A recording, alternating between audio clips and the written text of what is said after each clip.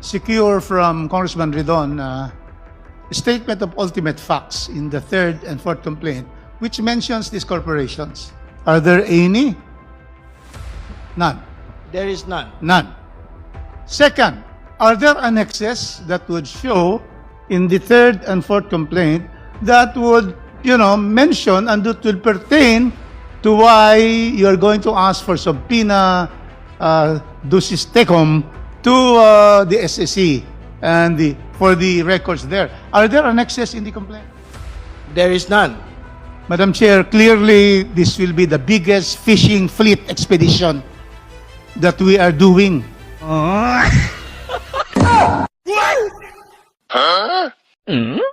Ito ang Wow Trending. Parang binuhusan ng malamig na tubig si Congressman Ridon matapos masabihan ni Attorney Congressman Rufus Rodriguez na this will be the biggest fishing fleet expedition that we are doing.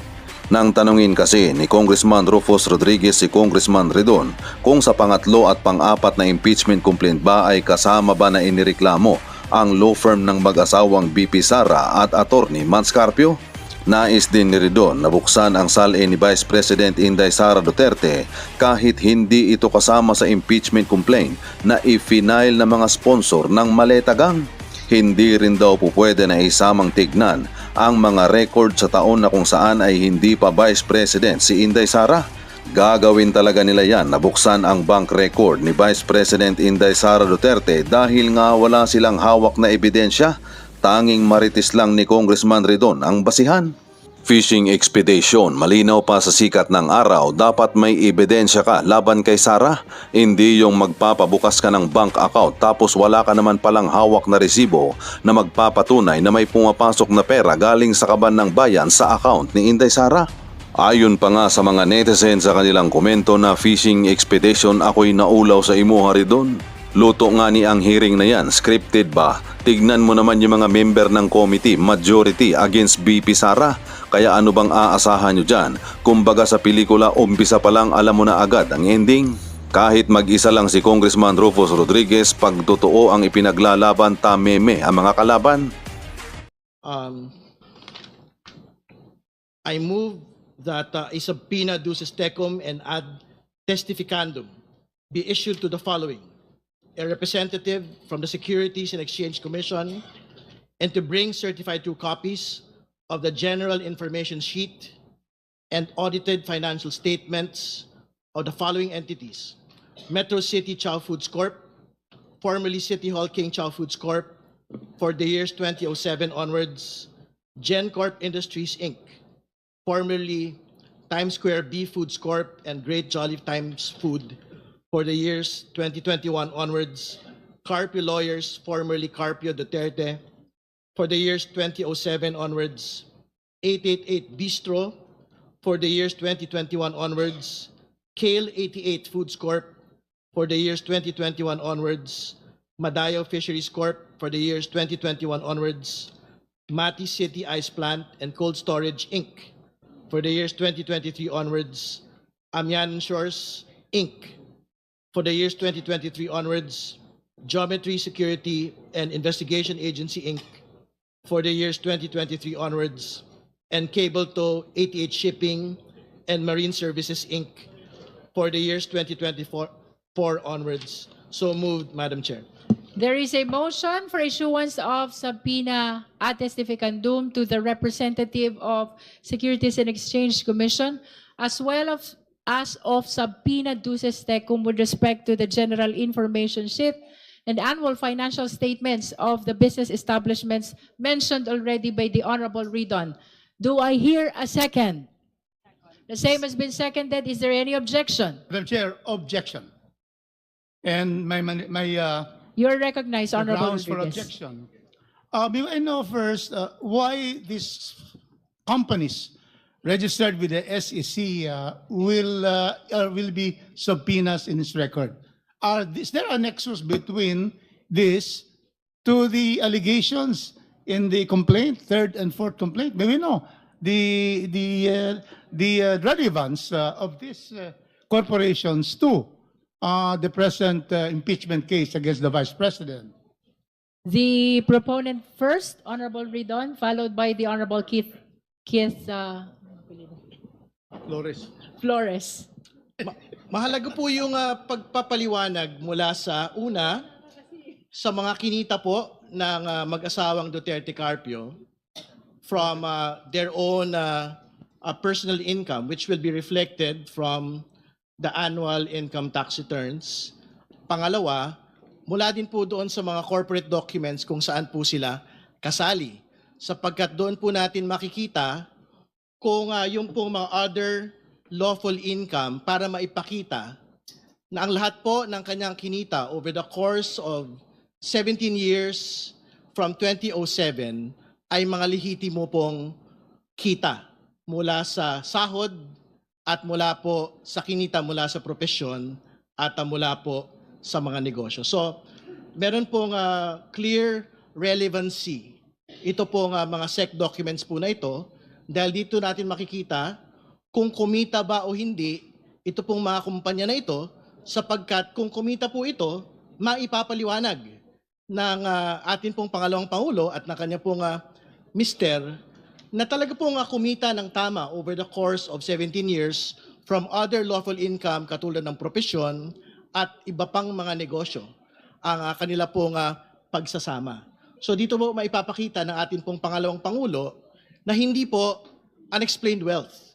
Ito po nga kanyang pagkakaroon ng 88 million na net worth in 2024 kumpara po sa kanya po nga kinita na cumulatively sahod from 2007 to 2024 na more or less mga 30 million to 40 million pesos lamang po, Madam Chair.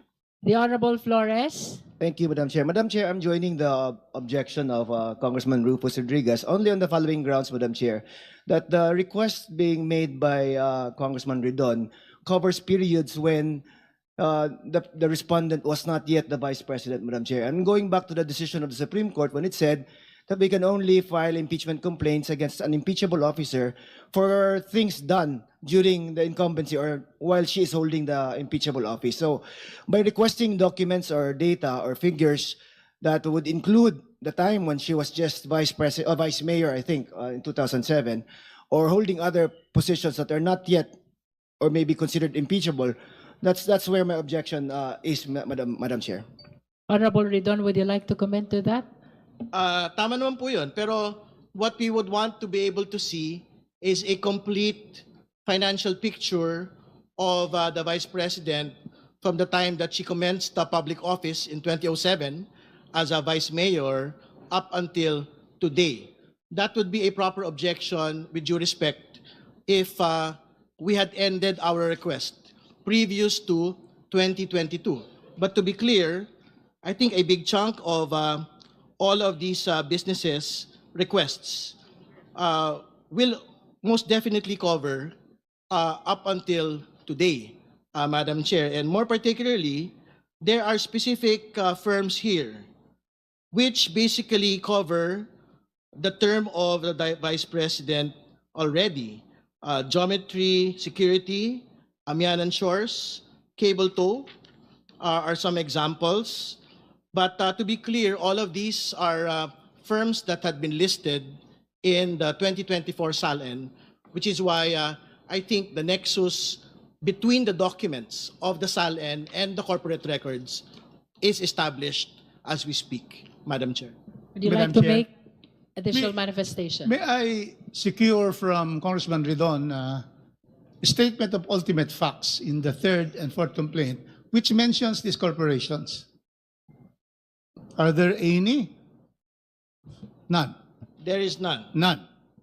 Second, are there annexes that would show in the third and fourth complaint that would, mention and that would pertain to why you're going to ask for subpoena ducis tecum to the SSC and for the records there? Are there annexes in the complaint? There is none. Madam Chair, clearly this will be the biggest fishing fleet expedition that we are doing. Because it was, we only deal with ultimate facts. In fact, we are trying here to determine whether there is violation of the 6 grounds of the Constitution as stated in the two complaints. And so therefore, how can we have that, Madam Chair? So that's the first one. Secondly, did I hear from you that you want records from a law office? I heard something because this is new to us.